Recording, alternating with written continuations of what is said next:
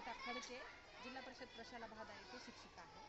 इयत्ता 8वीच्या वर्गाचा माझ्याकडे कार्यानुभव आहे। हे जे फुलं दिसत आहेत ना, हे प्लास्टिकचे फुलं आहेत। ही फुलं मी स्वतः प्रथमतः मुलींना करायला शिकवलं।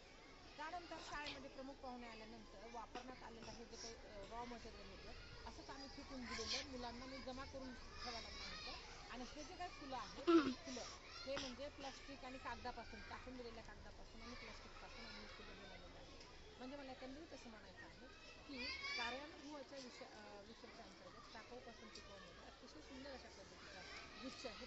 पाहायला सुंदर आणि आपल्याला उपयोगात आणायला पण सुंदर आहे।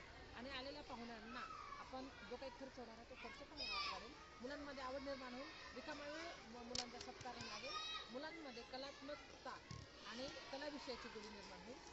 आणि सगळ्यात महत्त्वाचं म्हणजे अशा प्रकारच्या गोष्टी करण्याची मुलांमध्ये सवय लागल्याने अनेक प्रकारच्या खर्चांना पण आळा